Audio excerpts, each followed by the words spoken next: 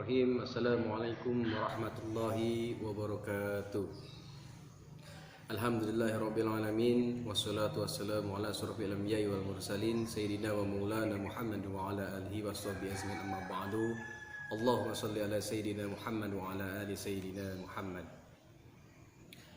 Anak-anak yang saleh dan salehah, mari sama-sama kita bersyukur kepada Allah Subhanahu wa taala dengan mengucap alhamdulillahirabbil alamin. Dan juga mari sama-sama kita bersolawat kepada Nabi Muhammad SAW dengan mengucap Allahumma sholli ala Sayyidina Muhammad wa ala ali Sayyidina Muhammad. Alhamdulillahirabbil alamin. Anak-anak, pada pagi hari ini kita masih diberikan umur panjang, sehat walafiat, sehingga pada kesempatan hari ini meskipun masih dalam keadaan pandemi, kita masih bisa bersilaturahim meskipun melalui belajar online. Salawat dan salam semoga tersampaikan kepada Nabi besar Muhammad SAW serta keluarganya, kepada para keluarganya, kepada sahabatnya, dan juga kepada kita semua selaku umatnya. Mudah-mudahan kita semua mendapatkan syafaat dari Nabi Muhammad SAW. Amin ya rabbal alamin. Baik anak-anak yang saleh dan salehah, sebelum kita mulai kultum pada hari ini, mari sama-sama kita membaca suratul Fatihah agar kita semua mendapatkan keberkahan dari Allah Subhanahu wa taala. Terutama Al-Fatihah ini kita khususkan untuk saudara-saudara kita yang pada awal tahun ini atau di bulan ini terkena musibah banjir, hancurnya pesawat, longsor dan sebagainya. Dan juga apabila ada keluarga kita yang pada hari ini sedang sakit, mari sama-sama juga kita doakan baca Al-Fatihah. Mudah-mudahan oleh Allah Subhanahu wa taala memberikan kesabaran, memberikan kesehatan khusus untuk kita semua. Amin ya rabbal alamin. Ala hadiniyah wa qinatus sholih. Al-Fatihah. A'udzu billahi minasyaitonir rajim. Bismillahirrahmanirrahim. Alhamdulillahirabbil alamin arrahmanir rahim maliki yaumiddin. Iyyaka na'budu wa iyyaka nasta'in. Ihdinas siratal mustaqim. Siratal ladzina an'amta 'alaihim ghairil maghdubi 'alaihim waladdallin. Amin. Baik anak-anak, kita mulai kultum pagi hari ini ya. Silakan dengarkan, silakan simak sampai dengan selesai agar kita semua mendapatkan keberkahan dari Allah Subhanahu wa taala. Amin ya rabbal alamin. Baik anak-anak yang saleh dan salehah, mari kita mulai kultum pada hari ini. Tema yang Bapak bawakan dalam kultum hari ini yaitu 3 amalan yang paling dicintai dan disukai oleh Allah Subhanahu wa taala. Anak-anak yang soleh dan salehah, manusia itu diciptakan oleh Allah Subhanahu wa taala dengan tujuan yang sangat mulia, yaitu mengabdi dan beribadah kepada Allah Subhanahu wa taala. Hal tersebut sesuai dengan firman Allah Subhanahu wa taala dalam Al-Qur'an surat Al-Jariyat ayat 56, "Wa ma khalaqtul jinna wal insa illa liya'budun." Artinya, tidaklah Allah menciptakan jin dan manusia melainkan hanya untuk beribadah kepada Allah Subhanahu wa taala. Nah, anak-anak, Islam ini merupakan agama yang sejalan dengan kehidupan kita semua. Sebagai makhluk ciptaan Allah, Allah memilih Islam sebagai agama yang diridhoinya. Inna dinna indallahil Islam. Artinya, sesungguhnya agama yang diridhoi di sisi Allah yaitu adalah Islam. Kemudian anak-anak yang saleh dan salehah, bagaimana cara kita meraih keselamatan dan kebahagiaan di dunia dan di akhirat? Nah, caranya yaitu tugas kita sebagai makhluk ciptaan Allah adalah wajib mengimani dan melaksanakan semua syariat-syariatnya. Apa saja itu syariat-syariatnya? Yaitu Al-Quran, Sunnah Nabi, ditambah lagi dengan ijtihad para ulama. Anak-anak yang soleh dan salehah, mengenai amal soleh, itu banyak sekali amalan yang bisa mendatangkan ridho Allah kepada kita semua. Selain menghidupkan 5 pokok rukun Islam, umat Islam juga harus melaksanakan apa yang dianjurkan oleh Rasulullah SAW sebagai nabi yang menjadi teladan bagi kita semua. Anak-anak, di dalam Al-Quran surat Al-Kahfi ayat 110, Allah Subhanahu wa Ta'ala berfirman, barang siapa yang mengharap perjumpaan dengan Robnya, atau barang siapa yang mengharap bertemu dengan Allah Subhanahu wa Ta'ala, maka hendaklah ia mengerjakan amal yang soleh, dan janganlah ia mempersekutukan seorang pun dalam beribadah kepada Robnya ataupun kepada Allah Subhanahu wa Ta'ala. Kemudian, apa saja Pak amalan yang paling disukai oleh Allah Subhanahu wa Ta'ala? Nah, anak-anak, pertanyaan ini pernah diutarakan oleh seorang sahabat kepada Rasulullah Shallallahu Alaihi Wasallam, sebagaimana hadis riwayat Imam Bukhari dan Muslim. Dalam kitab hadis, khususnya Bapak ambil dalam kitab Adabul Mufrad ini, yang berisi tentang kumpulan hadis-hadis akhlak yang dikarang oleh Imam Bukhari, menjelaskan bahwa dari sahabat Abdullah ibnu Mas'ud radhiyallahu anhu berkata, aku bertanya kepada Nabi Muhammad SAW, apakah amalan yang paling dicintai oleh Allah Subhanahu Wa Taala? Nah, anak-anak, di sini ada sahabat Nabi yang bernama Abdullah ibnu Mas'ud. Dia bertanya kepada Nabi Muhammad SAW. Pertanyaan yang pertama adalah, ya Rasulullah, amalan apakah yang paling dicintai oleh Allah Subhanahu Wa Taala?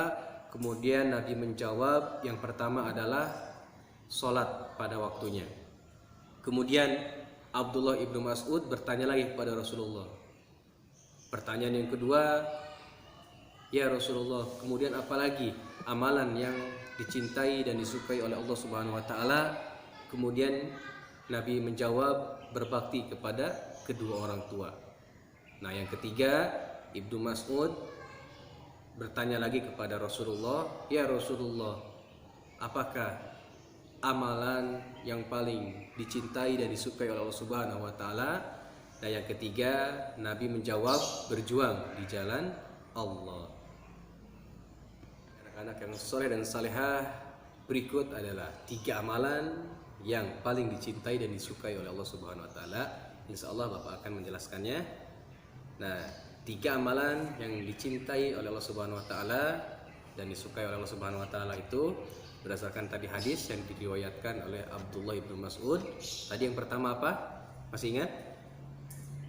Ya, yang pertama itu adalah sholat pada waktunya, atau dalam bahasa Arab disebut dengan as-sholatu ala waqtiha. Nah, anak-anak, sholat ini merupakan rukun Islam yang keberapa? 2, 3, 4, atau 5? Ya, sholat ini merupakan rukun Islam yang kedua, yang diwajibkan bagi seluruh umat muslim, dan sholat ini menjadi ataupun merupakan tiang dari agama, sebagaimana firman Allah Subhanahu Wa Taala, sesungguhnya sholat ini memiliki waktu yang telah ditetapkan bagi orang yang beriman. Al-Quran surat An-Nisa ayat 103. Nah, anak-anak, kemudian Rasulullah SAW juga pernah ditanya oleh seorang sahabat, ya Rasulullah, amalan apakah yang paling afdol? Amalan yang paling utama ini apa ya Rasulullah? Kemudian Rasulullah menjawab, sholat di awal waktu. Nah, hadis tersebut diriwayatkan oleh Abu Dawud. Jadi anak-anak, sholat ini merupakan perkara yang sangat serius di dalam agama Islam, karena sholat menjadi pembeda ataupun pemisah antara seorang muslim dengan saudara-saudara kita yang non-muslim. Dan juga sholat ini merupakan perkara yang pertama kali nanti akan dihisab pada hari kiamat. Nah, Bapak ulang ya.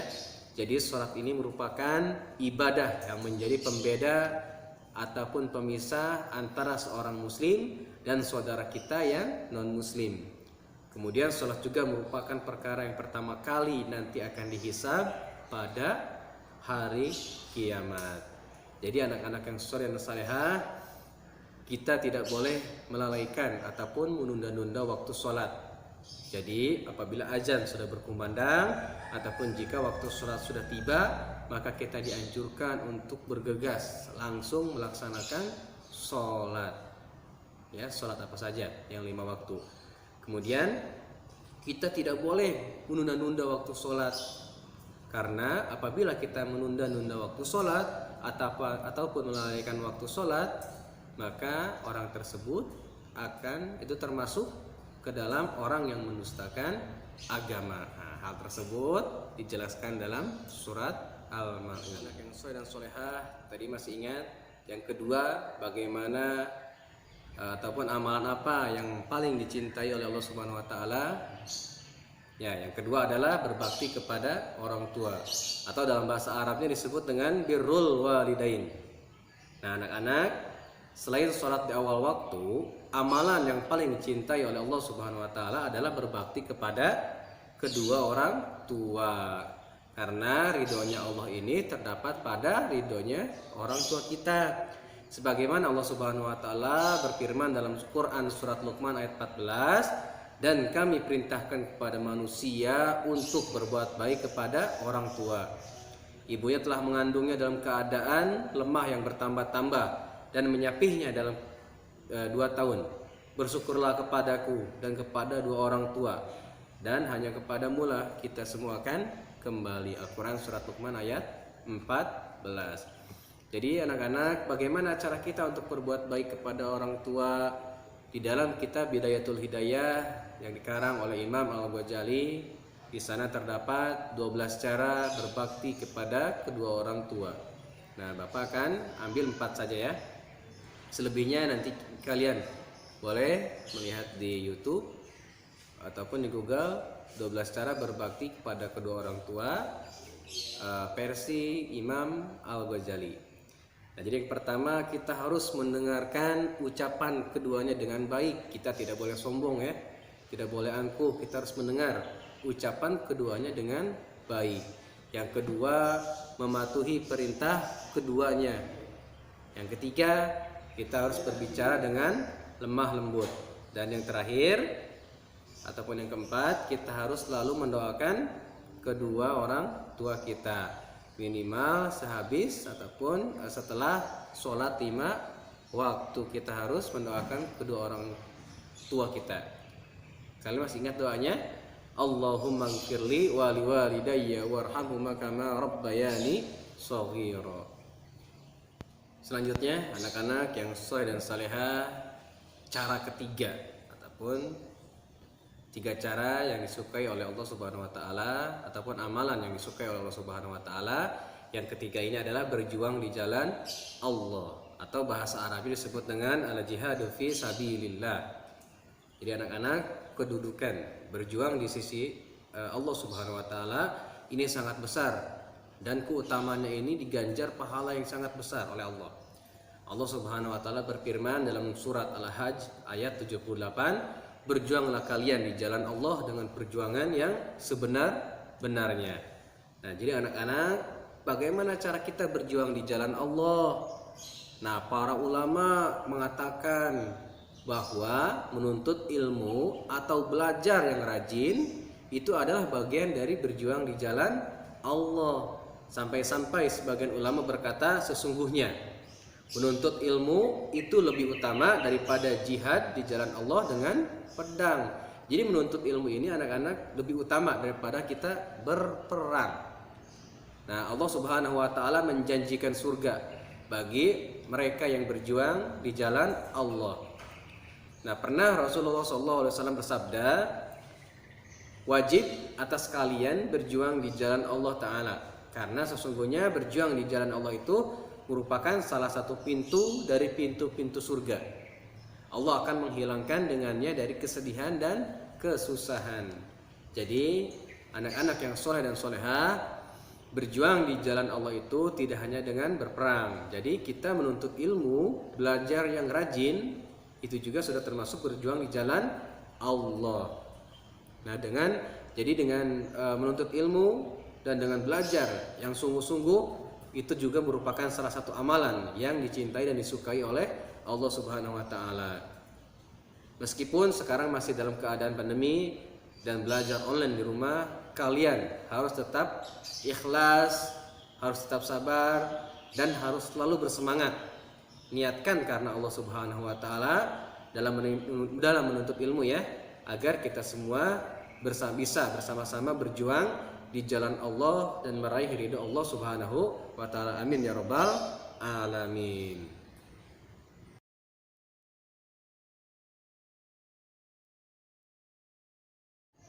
Baik, anak-anak yang soleh dan soleha, itu saja yang dapat Bapak sampaikan dalam kultum pada hari ini. Kesimpulannya, ada 3 amalan yang dicintai dan disayangi oleh Allah Subhanahu wa taala. Yang pertama adalah sholat tepat waktu, yang kedua berbuat baik kepada kedua orang tua, dan yang ketiga berjuang di jalan Allah dengan cara menuntut ilmu dan belajar dengan sungguh-sungguh. Itu saja yang dapat Bapak sampaikan. Kurang lebihnya Bapak mohon maaf apabila ada salah-salah dalam penafsiran. Wallahu a'lam bishawab. Wallahu muwaffiq ila aqwamit thoriq. Barakallahu lakum jami'an. Assalamualaikum warahmatullahi wabarakatuh.